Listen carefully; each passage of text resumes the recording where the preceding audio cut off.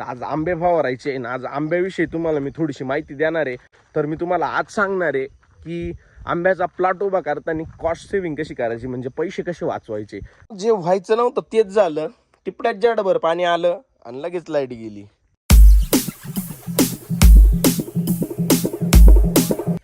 तर good morning, Ram Ram मंडळी, स्वागत आहे तुमचं नवीन एक ब्लॉगमध्ये. तर मित्रांनो, मी आता झोपातून उठलो करून आणि लगेच शेतात आलोय. का तर कारण लाईट जायचा टाइम झालाय ना, आपल्याला भरायचं टिपडं लाईट जायच्या आत.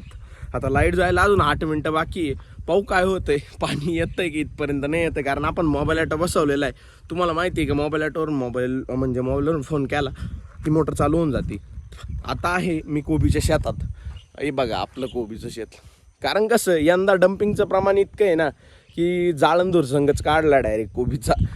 कारण कसं का टेम्परेचर एवढं 42चं टेम्परेचरवर कोबी जगणं अशक्य होतं, पण काही कवय ना जगली, याला महत्त्व आहे. तर आज मी दाखवणार आहे तुम्हाला एकदम असा भयानक विषय. तुम्ही म्हणशाल अरे बापरे, ऋषी ब्लॉगरनी काय दाखवलंय, तर नक्कीच दाखवतो तुम्हाला पुढे. तर मित्रांनो, 5 मिनिटाची वाट पाहिल्याच्या नंतर आत्ताशी पाणी इथपर्यंत आलंय, पण अजून या पुढच्या पाईपातून काय पडाना. तर काय झालंय यालाच माहिती. शेजारी ऊस एवढा मोठा आहे आणि आमच्याकडे आधीच वाकट्याची भीती सुटली. बिबट्या पाहिल्या 2-3 ठिकाणी. आपलं ते लाडकं कुत्रं होतं ते कुत्रं खाल्लंय. तर आता बघू. हे बघा पैपे खाली पडला. चमा आईला तिच्या. अरे दे रे भो पाणीवर, दे असं वजन. तर मित्रांनो, जे व्हायचं नव्हतं तेच झालं. टिपड्यात जडभर पाणी आलं आणि लगेच लाईट गेली. आता घ्यावं लागेल सुट्टीन. काय आता घरी जाऊ मस्त पैकी आंघोळ वगैरे करू आणि आपला पंप घेऊन येऊ मस्त पैकी फवारायला. तर आपल्याला फवारायचंय काय, तर आज आंबे फवारायचे आणि आज आंब्याविषयी तुम्हाला मी थोडीशी माहिती देणार आहे आजच्या ब्लॉगमध्ये. कारण कसं बऱ्याच भावाने आपल्याला विचारलं का आंब्याबद्दल काहीतरी माहिती सांगा. तर मी तुम्हाला आज सांगणार आहे की आंब्याचा प्लॉट उभा करताना कॉस्ट सेव्हिंग कशी करायची, म्हणजे पैसे कसे वाचवायचे. आंब्याचा बाग ज्यावेळी आपण उभा करत असतो त्यावेळी खूप सारा पैसा लागतो आणि तोच पैसा कसा वाचवायचा हे मी तुम्हाला आजच्या ब्लॉगमध्ये सांगणार आहे. तर ठीक आहे, जातो घरी, आंघोळ वगैरे करून येतो आणि तिकून आल्यावरच डायरेक्ट आंब्याच्या बागेत भेटेल मी तुम्हाला. आता तर मंडळी आत्ता घेतले आणि पंप भरून आणि सगळे आम्हाला फवारणी लागायला. तर आता तुम्हाला सगळ्यात मोठा सब्जेक्ट सांगायचा आहे का आंब्याची कॉस्ट सेव्हिंग कशी करायची. तर ते मी तुम्हाला पुढं वावरात गेल्यावर सांगतो. आंब्यात गेल्यावर आत्ताशी चाललो आहे रस्त्याने, आता जाऊ आणि दाखवतो तुम्हाला पुढे. तर मंडळी, हाय आपला आंब्याचा बाग आणि त्याच्यात आता मारतोय मी फवारा. काय तर ते तणनाशक आहे. आणि हे तणनाशक का मारतोय, कारण आहे ना इकडं जे गाबळा झालंय इथं काय आपला ट्रॅक्टर वगैरे आऊत जात नाही. आणि आता हे झाड साधारणतः 4.5 ते 5 वर्षाचं झालेलं आहे. आणि विषय असा का तुम्हाला सांगायचं काय होतं की हे झाडं उभा करताना कॉस्ट सेव्हिंग कशी करायची. तर मित्रांनो, तुमच्या शेजारी पाजारी जर एखादी आंब्याच्या ज्यूसची कंपनी असेल किंवा मग तुम्ही नाशिकमध्ये असाल ना, तर नाशिकमध्ये ओझरला आंब्याच्या ज्यूसची कंपनी आहे. तर तिथं जाऊन तुम्ही आंब्याच्या कोई घ्यायच्या आहे आणि त्या कोई तुमच्या जे काही अंतर असेल त्या अंतराप्रमाणे लावायचं आहे. आणि इतर मार्केटामध्ये असेल किंवा सह्याद्री फार्म्स असेल तर तिथं तुम्हाला आहे ना हे डोळ भरून देणारे भेटतील. म्हणजे काय, तर आपला आंबा जेव्हा 7-8 महिन्याचा होईल कोईतून उगल्याच्या नंतर, तर तेव्हा त्याला डोळ भरायचे असतं, म्हणजे कलम करायचं असतं. आता कलम जर अवेलेबल नसेल तर आपल्याकडं कलम अवेलेबल होऊन जातो. म्हणजे जे आमच्यासारखे बागावाले त्यांच्याकडं तुम्हाला कलम मिळतील, पण ते कधी तर ते छाटणीच्या वेळेला मिळतात. कारण कसं की ज्यावेळी आमची छाटणी चालू राहील ना त्यावेळी आमची छाटणी पण होते आणि तुम्हाला कलम पण भेटतो. आता विषय असा तुम्हाला सांगायचं तेच होतं की कॉस्ट सेव्हिंग कशी होती. तर हुंडी घ्यायला गेले ना तर साधारणतः तुम्हाला 40-50 रुपयात हुंडी पडती जास्त क्वांटिटीत घेतल्यावर. जास्त क्वांटिटीत नाही घेतली तर ती हुंडी महाग जाती, 70-80 रुपयापर्यंत हुंडी जाती. मग त्यापेक्षा टनावरती कोई आणून डायरेक्ट कोई लावायच्या, त्याची हुंडी बनवायची आणि कलम करायला द्यायचं.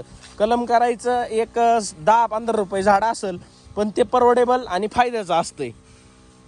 तर हीच होती कॉस्ट सेव्हिंग कशी करायची आंब्याची ती माहिती.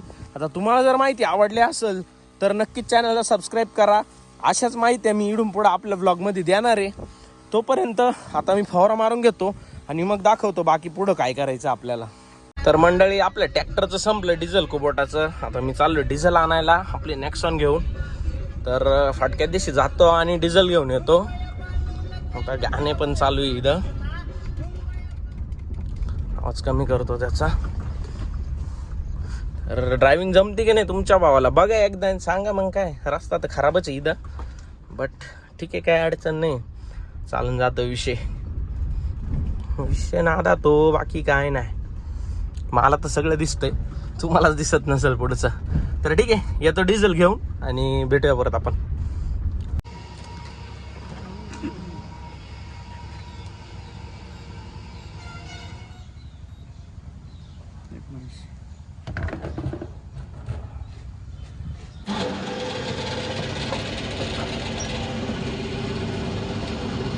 तर मंडळी आत्ताच डिझेल आणलंय आणि चालू झालंय रोटर. हा डिझेलचा ड्रम, ही आपली गाडी. आता मी बिल घेतो फवारा मारायला. तर मंडळी आंब्याला झाला होता फवारा मारून, आणि आता विषय असा आहे की आपल्या तांबट्यात आहे ना लय झालंय गाबाळ. आता आहे ना विषय काय आहे, तांबटे आपली झाली जाम यंदा, कारण 42चं टेम्परेचर होतं आणि दगड खोगडा असल्यामुळं वावरात काय टोमॅटोची आपल्या गावठी सफरचंदाची ग्रोथ यावेळेस म्हणावा अशी झाली नाही. कारण दरवर्षीचे प्लॉट जर तुम्ही बघितले, जुन्या रील बघितल्या माझ्या इंस्टाग्राम अकाउंटला जाऊन, तर आपले प्लॉट कसे असतात. तर असं यंदा टेम्परेचरमुळं जरा फेल गेलं, पण ठीक आहे, काय अडचण नाही. आता जसं आहे तसं आता चालवायलाच लागणार आहे. आता मी काय मारतोय खाली, तर हे तणनाशक आहे. मागच्या वेळेस मी एकदा मारलं होतं, तर सेंकॉर म्हणून तणनाशक येतं, ते मारतोय मी. त्यांनी रिझल्ट एकदम खतरनाक आहे, ते नाही का, तुम्ही पण ट्राय करू शकता. सेंकॉरमध्ये जर टार्गा घेतलं तर एकच नंबर रिझल्ट तुम्हाला भेटणार आहे. तर आता घेतोय फटाफट मारून, आणि मग हे झालं का भेटतोच मी तुम्हाला. तर मंडळी आत्ताच तणनाशक मारून झालंय आणि मी चाललोय आता फार्म हाऊसवरती. कारण कसं का तिड आहे ना, जो आपण ट्रॅक्टरला रोटर जोडलो होतं, दाखवलं जसं रोटरचं सीन मी तुम्हाला. तर आहे ना आता ते रोटर आपल्याला मध्ये सोडायचं आहे, आणि जे ब्लोअर आहे पण ते ब्लोअर मध्ये लावायचं फार्म हाऊसमध्ये. आणि ते बाबांना झालाय नाशिकला जायला टाईम, मग ते म्हणे लवकर ये.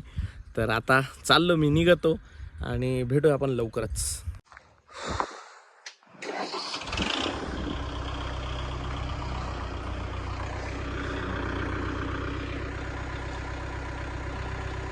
मंडळी आता ट्रॅक्टर बिक्टर लावून बाबा तर निघाले ते घरी नाशिकला, आणि मी पण आता आपला स्प्रायर वेअर घेतो आणि निघतो मस्त घराच्या दिशेने. आता याला लॉक लावून घेऊ, चावी जाऊ घेऊन एकदम टकाटक मध्ये. बघा हे इथं लावून दिलं मध्ये ब्लोअर. तसं मी संध्याकाळचा झोपायला येत राहतो, पण व्हिडिओ नाही गाडीत संध्याकाळचं कसं असं वाटतं. घरी चेंज करायचं, घरी चेंज करायचं, जेवण खाऊन करून जाऊ, मग आम्हाला इकडे राहतो. संपला. सूरज शंकराला माझ्या